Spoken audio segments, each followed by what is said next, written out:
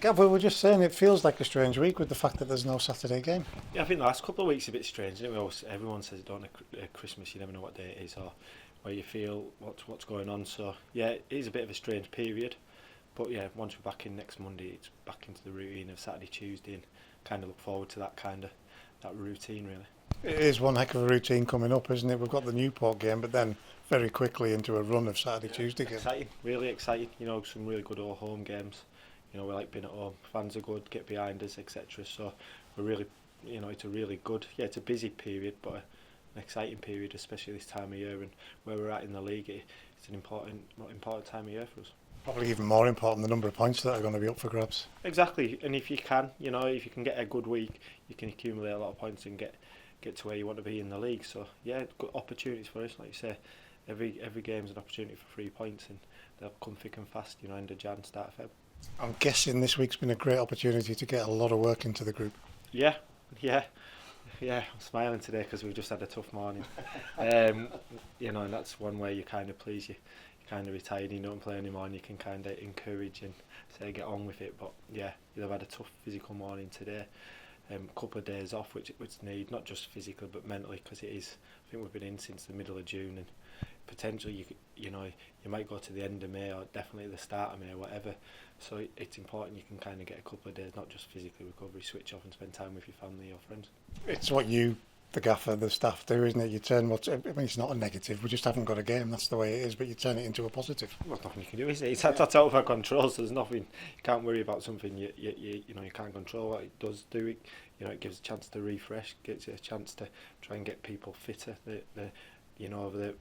Although you have a busy period, you can't do as much training as the ones that aren't playing all the time. It's hard to keep on top of their fitness. So they've had a tough week, and the lads that have played the games, kind of had an extra day recovery on Monday in the gym and the swimming pool, etc. But the last couple of days, 2 or 3 days, they've had it hard physically as well. So it's been good that way to kind of top up on people's fitness. I'm glad you said Monday there. I was going to say Saturday about the last game. It was actually Sunday, wasn't it? And would it have been good to get back on the horse with the disappointment of the result?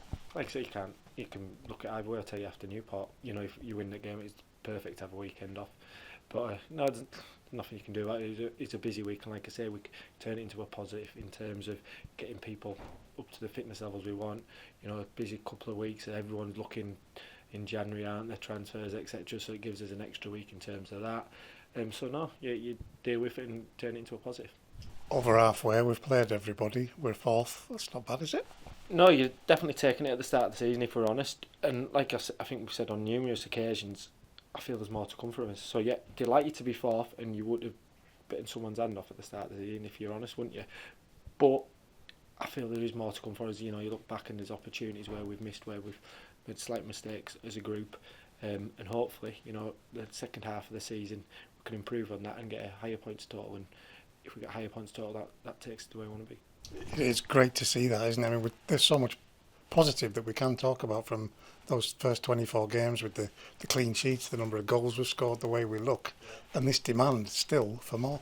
Yeah, well, people aren't saying there's some games we haven't performed to the levels we want. We've performed to really good levels at times, but we want that consistency of where you can go on a really, really good run of results. I know we've had long periods unbeaten, but you want more wins because that turns it into points. But it is the old adage, and it is boring, but the next one's the most important in it, because you can't do anything about games 3 or 4 away to the next one, and that's Newport at home, and I'm sure we'll be ready for that.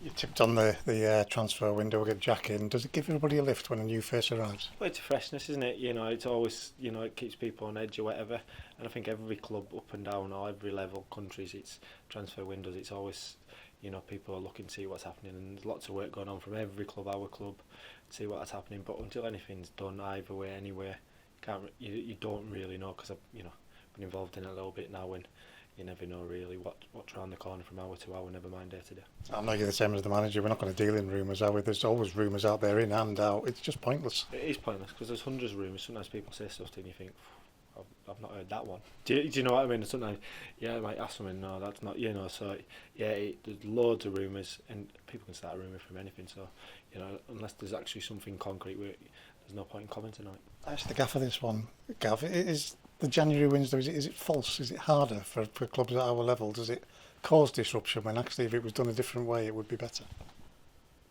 You can look at it anyway, can't you? You know, it stops that turnover of players. I think history shows that at this level, before the transfer window, the turnover of players was unbelievable in out ways.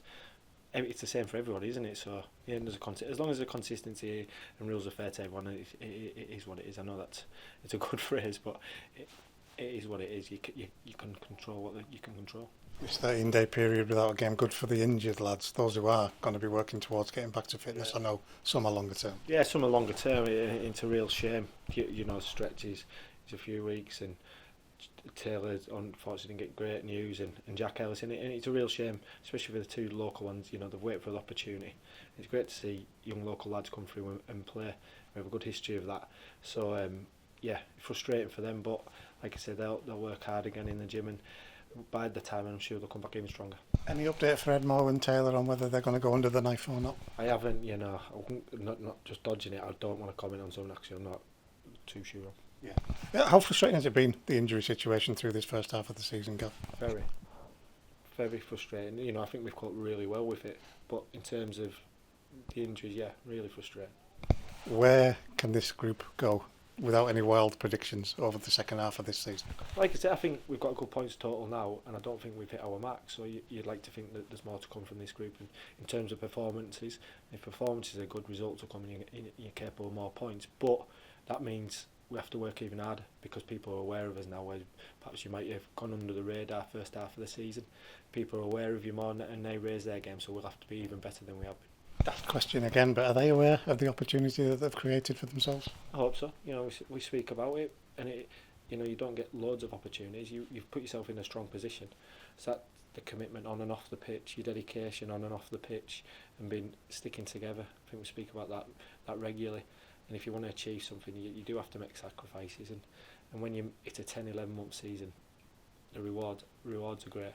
So, you know, there's nothing like if you can achieve something in football. Final one, Gav, on that sticking together that you've said, just a word for the fans, because it's been amazing to see. The away games, I think we always say, you know, obviously at home, but I feel as the second half of the season gets going and the home crowd will even come to the front even more. But like I say, the first half of the season, the away games, I think it shows in the results. I think when we've scored 4 at Salford, we had a fantastic backing. You know, Tranmere away was one of our best performances. We had fantastic backing. Hartlepool away, fantastic backing. We scored 3 goals kicking into that end. It's no coincidence. It's no coincidence that we've scored goals when we've had a fantastic away spot because they have such an impact on it. Crew away, another 3 because we had a fantastic backing. And we're really grateful for it. And hopefully they can see when they get right behind us the lift we get, and hopefully they enjoy it more. So it goes hand in hand, like we always say. Gav, thank you.